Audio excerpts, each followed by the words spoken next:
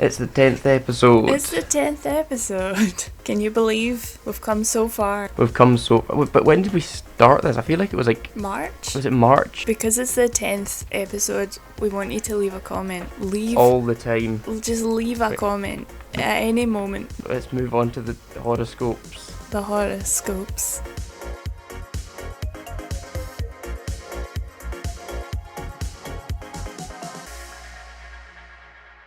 The astro style. Let's do Gemini first because we did Pisces first last time. Go and watch last time Go watch. and comment. No, you always do this. It's the other side. Astro style Gemini scope. This is your time. Even if you plan to smash those Monday admin tasks, shuffle your schedule if you can, and focus on more creative, imaginative pursuits. You alright? Imaginative. 10 episodes, guys. Leave a comment Leave a in comment the link description. for the 10th episode, guys. Leave a comment. Every 10th comment gets a like. What? Today, the moon grooves into easy flowering Taurus. Nope, I didn't say flowering, it says flowing. In your Flowing. introspective 12th house. It says flowing out. 12th house. Every time I watch the podcast back, I realise there's at least one word in the horoscopes I just assume is something else. I just read it as a completely different word. There was a word, I forget what it was. I think it said spicy, but you just said sexy. I just I was said like, sexy, what? yeah. That's not what it said at all. So what we've got now is the 12th introspective house. So where's that house? Finland. In Finland. Yep, On a lake in Finland. in Finland. Today the moon grooves into easy flowing Taurus and your introspective 12th house, and it's teamed up with Mercury in your domestic quarters. Like Domestic quarters. Headquarters. Headquarters? Oh. I don't know what that means. If all the houses were the Power Rangers, would the 12th house be the Red Power Ranger? The leader. Right, I'll put in brackets Red Power Ranger. So your thoughts will centre more around people close to you and things going on in those relationships than what it takes to finish a spreadsheet or weave a dozen opinions into a report for management. They are obsessed with the admin stuff. Under the sensitising alignment, tune into your gut, not what's trending on social media. That was the Gemini. Astro Style Gemini. Will we go on to Astro Style Pisces or L? Do Pisces, since we're here. The Pisces scope for today. Yay. Your mental and emotional sides will fit together like a hand in glove under today's tranquil trine between mentalist Mercury in your relationship realm and the sensual grounded Taurus moon in your communication centre. Communication centre has popped up a lot in these past 10 episodes. Do you run a call centre? Is that what it is? I don't know. You're I think I a must. customer helpline. I just must. How can I help? Did you leave a Did comment? you leave a comment? There's your problem. There, you know, Did you like and subscribe? That was your problem. you'll be able to share what's in your heart and express your desires, which may be an exciting shift for some Pisces. This can strengthen your bond with Bae or help you break the ice with someone new. Just don't get carried away and overshare what's better kept under wraps. Is it Salt Bay? It's near the harbour bay. I'm going to walk down to the sea and just shout what I feel. And then because you're a Pisces, a mermaid will come up and... I can't wait. I'm actually going to film it all, so leave a comment if you want to see that. subscribe so you don't miss it. ELLE website. Okay. If you banked on crushing your Monday admin duties, do what you do so well. Do what you do so well, twin. Shift gears. That's right, I'm Dominic Toretto from Fast and Furious. The two things I'm good at, shifting gears and family. And admin. It's all about family, Tom. With the moon gliding into Taurus and your reflective 12th house, and fist-bumping Mercury in your domestic corner, you're in the perfect position to concentrate on more imaginative, maybe even touchy-feely tasks. Oh my. Oh my goodness. What does What am I touchy-feely in? tasks? What mission were you set? I don't even know. Spreadsheet and focus group reports will be a blur as your thoughts drift to your inner circle and your intuitive creative pursuits. Your inner circle. Inner circle. I don't have an outer circle. I don't even know if it's a circle. It's just a blob. Right, so we've got your second scope to scope. Sometimes it's hard for a Pisces to put all those deep feelings into words and feel truly understood. But under today's flowing trine, what is a trine or trine or trine? Between the resourceful Taurus moon in your communications camp and verbal Mercury in your relationship corner, you can pour your heart out beautifully and get on the same wavelength with somebody. Wavelength? That was a long sentence. Because the ocean, Pisces, the mermaids. Oh my god, I'm gonna get on the same wavelength as the mermaids. Your silver tongue and emotional openness can solidify a current connection or allow you to get closer to someone new. Someone new. For the time being, be careful not to cross the TMI line with a person you haven't known for long. Wow. Okay. Thanks, Astro Twins. You're a hero. I don't think I even crossed the TMI line with people I have known for long. So, let's go through the houses that we have. The houses, yes. But in what ones haven't we put in the world? Yeah. So nurturing we don't seem to have anywhere. The fourth house. The fourth house. House of nurturing. Where is a nurturing place? Yellowstone Park. So we've got fourth house of nurturing in Yellowstone Park. We've got the 8th house of lust in Amsterdam, the 5th amorous house in Paris, 10th house of career ambition in either New York or LA, 12th house of introspective in Tiro, Finland, where the Red Power Ranger lives, and that's what we've got. Leave a comment for where you live.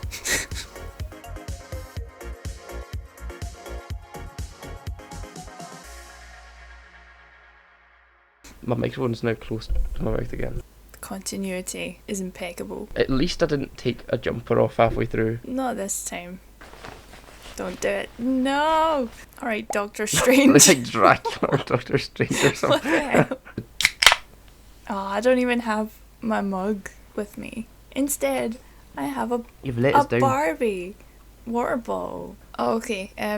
So you went to go and see Oppenheimer. I did, yeah, and there was a lot more bombs than I expected. I thought it was going to be more kind of focused on Florence Pugh.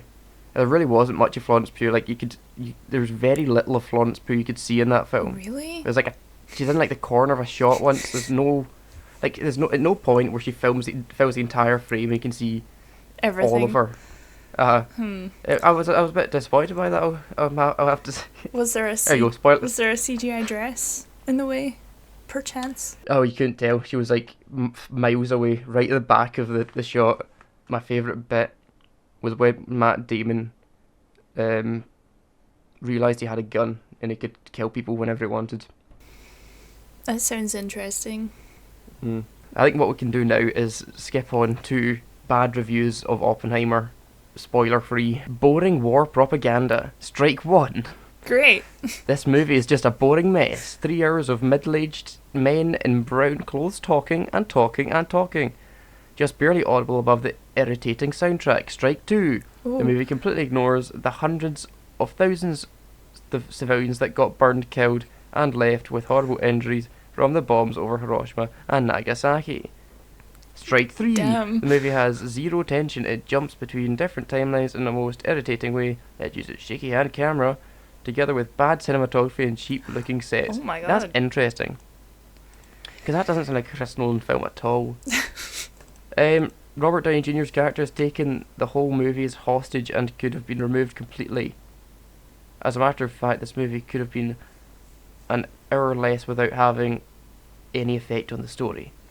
Oh, wait a minute. As for the story, there's so much subplots, including one with numerous full frontal nudity! Exclamation mark, exclamation mark. Wait a minute. I think they were watching a different film from you. You said there wasn't. Oh, anyway, there's somebody else who didn't like it. They said it was for pseudo-intellects while they were also being pseudo-intellectual. They've got a few reviews. They think that Wolf of Wall Street is still one of the most amazing movies of this century.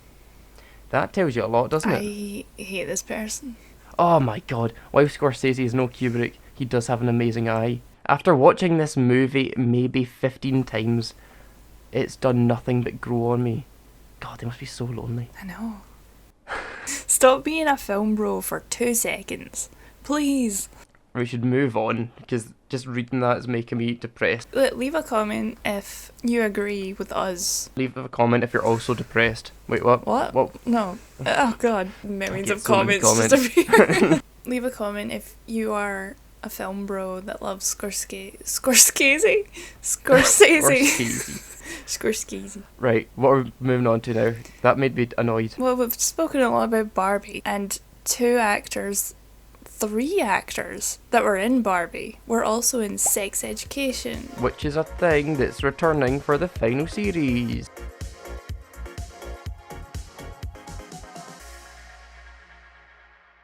I can't remember what happened in the trailer. My mum taught me everything I know about sex. They're like, thank you for sharing your story. And he's like, no. They're like, I learned everything I know about sex from my mum. You're brave for sharing. Wait, no, please, no, don't. I'm not in a sexual relationship with my mother. Nathan, for goodness sake, just tell them you're a sex therapist! Yes, I am. I think it's at a college or a uni he's saying that. I thought this was like the new school they're going to. Oh, The actually, whole maybe. thing was like they're shutting down the school. I thought they were going to uni because Maeve is off to uni in America. Was it not like a camp thing or something? I can't remember. But then she's in it as well. So what's the point in that? I don't think she'll be in it too much, because the whole reason I think it's winding down is because she wants to be done with it. She wants out. She's sick of playing a teenager, apparently. I think she thinks she's a better actress than she is. She wants to spread her acting wings. She is a good actress. She's a good Barbie in Barbie. She is a good Barbie. And apparently she, for the French version of the film, dubbed her stuff for that, because she also speaks French. She's fluent in French, yeah. She's half French, I think. I think one of her parents is French. So what subplots and plots are there at this point? There's a whole Maeve's gone away. There's the Ruby and Otis thing. Oh no, she said I love you, and he's like, okay, bye. Okay, bye. or that's nice or something. Oh, that's nice, yeah. Poor Ruby. Poor Ruby. It's one of very few shows gradually switches you, or not even gradually, like in the course of one episode you can go from hating a character to really liking them, because it just goes, right, here's all the context for why they've been acting like this, and just... Eric used to be my favourite character, and then in the last season it was Adam, because I hated what Eric was doing. What did he do? He went to Nigeria. So basically, nobody ever go to Nigeria, or it'll ruin you. It'll turn you into a horrible person who cheats on Adam. Poor Adam. It's a long time ago it came out. It was, actually. It was like 2 years ago, I think. And now we're getting it back. Is Wheelchair Guy still in it? Who knows? We'll probably be forced to like him at some point as well. He ended up being an alright character in the end, and I was shocked But then at that. all you need to do is remember the whole nibbling ears nonsense. We're talking about it, and I completely forgot that there's millions of sex scenes in it. Oh yeah, I forgot about The that. whole show. That's what it is. I like literally just focus on the character dramas and then forget that that's in it until you're sitting there watching it and going, Oh, yeah. I forgot about this. My dad decided he was going to start watching it. Oh no. And it was like the first episode where it's Amy. Amy and Adam. Yeah. Like- It's a famous scene. I mean, you could just skip through all those scenes if you really wanted. So, right, so it was me. Oh wait, there's a fly in the room that was just sitting on the desk, and I was like, gonna squish it. It flew away. You would become Death, the destroyer of worlds. Do you think in an alternate universe where the world is run by rabbits, do you think they have... Do you think they have Oppenheimer. a film called Oppenheimer? Yes. Oh, somebody should do an edit of that, like an edit of Hop and Oppenheimer. Starring James Marsden. Leave a comment if you have the skills and time to edit Hoppenheimer together. Maeve, what's you moving on to? Nothing? Nothing. Eric, he's Doctor Who at some point. Soon. So what's the interaction between Eric and Maeve like in the Barbie film? I can't remember. Did they just hug at one point? He's Or her Ken. Her Ken. And they're best friends. They don't need each other, but they've got each other. Yeah. That's... He's like, I would just miss my friend Barbie. And then he calls for her and she's like, I'm right here. Adam is also very good in Barbie. I'm a man without power. Does that make me a Does woman? that make me a woman? He's just there for a lot of it, but it just makes it so much better. The fact that it's just It's this just this awkward guy. intern guy that's like gives them some news and then just sticks around. Leave a comment.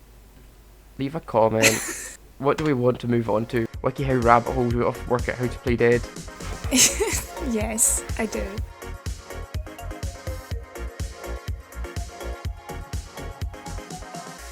This is an actor's guide. Last updated the 5th of February 2023. They've discovered new ways to play dead Wow. this year. We have to learn them. Whether you're an actor or an expert prankster, the skill of playing dead is a good one to have. Learning how to play dead can be useful when you're acting in movies, television or theatre, and can also come in handy when you're scheming about intense new pranks to play.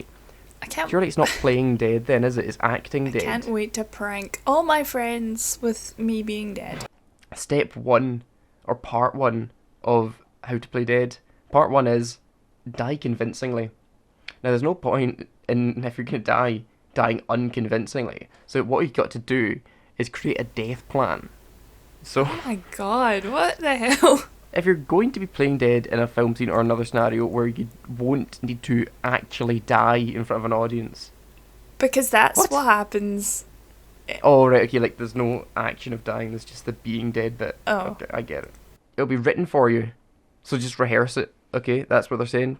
That's how you die convincingly. If it's a prank, practice your dying scene before you do it in front of others. You want Wait, it to what? look as natural as possible. Get a friend involved. No. That's No. how you ruin the prank, because they'll tell other people. Some ways to fake your death would be a heart attack, getting shot, or being stabbed. Getting Some of these shot. methods will require another actor or friend. Yes. Check surroundings. Whether you're acting in a play or playing a prank, it's important to be aware of your surroundings. Make sure you can safely fall or be killed without getting hurt or hurting others.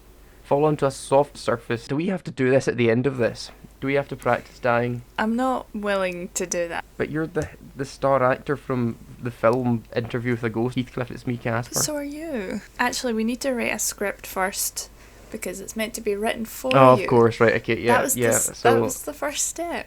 So we'll do it in like, what, 2-3 weeks time, do you think? It shouldn't take too long to write it, about 2-3 weeks. Then we can Leave pretend to die. a comment if you want us to do that. If you're playing a prank, be aware of your situation. If you're seriously scaring people around you, consider waking up and telling them it's a joke.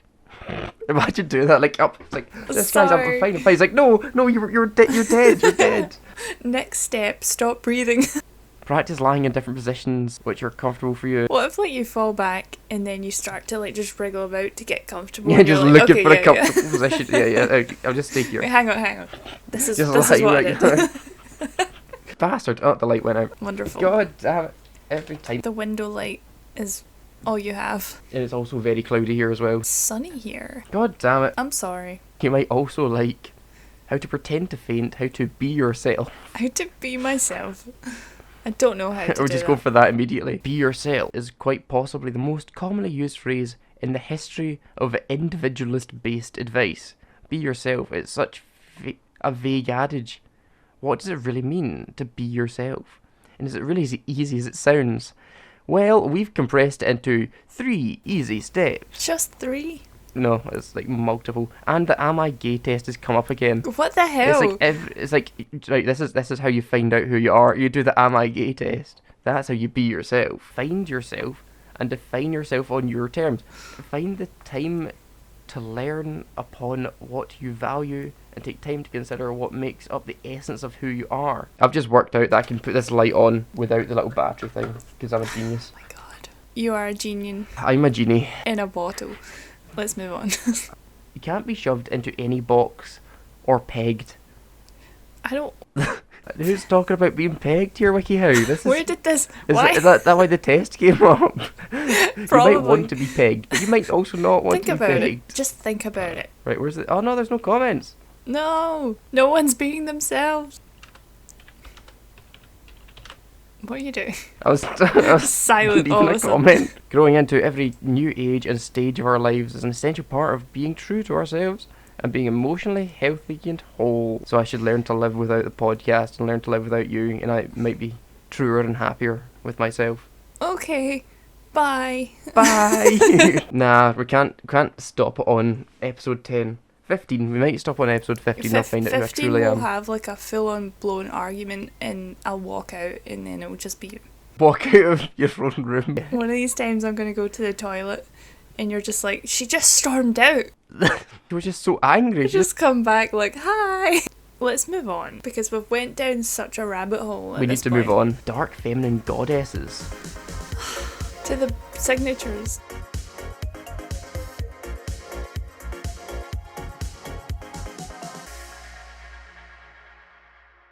doesn't he save it? Can I just copy it? Copy. See if Would it this be works. easier just to do it on your phone? Like crop it? No. His signature. What I'm reading is Will Young. It was Wes Anderson. Oh. Tyreek. That is a picture from a film, one of their most famous films. It's Tom Hanks. What the hell? Mr. 88? Mr. 88. It's the boy Mark Zuckerberg. That who's that? BJ? Boris Yes. Johnson? That was Jason Statham. Well, let's move on. Let's do an outro. Outro. So this was the 10th episode. It really was an adventure to get here, It really was the best episode. We're just so good at podcasting. honestly. What the ultimate yellow jacket trap. Nicholas, Few drops of dish soap. stop it. Subscribe and like and ring that bell and download all the episodes and go to the playlist and read everything in the playlist. Make a compilation of all our best moments. Should we do the Koopa Plectrum? So what are we looking at? Or we want to do Cillian Murphy or Florence Pugh? CGI dress Florence Pugh or Cillian Murphy. Cillian Murphy butt naked. Oppenheimer's turtle and we're flipping for you. I'm Florence Pugh. Oh god. I'm butt naked Cillian Murphy. Yay! Did we say goodbye? Should we say goodbye again? Goodbye. Goodbye. Thanks Goodbye. for watching. Leave likes. Goodbye. Comment.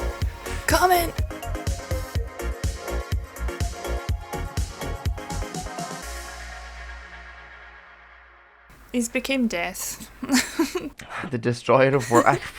Typical Oppenheimer. He does it every time. Every single he time. always becomes death, the destroyer of worlds. He's still doing You'd it. think he would have learned at this point. Like, people keep telling him, stop becoming death, the destroyer of worlds. It's not good for anyone. But he just keeps doing it. He's so stubborn, that Oppenheimer.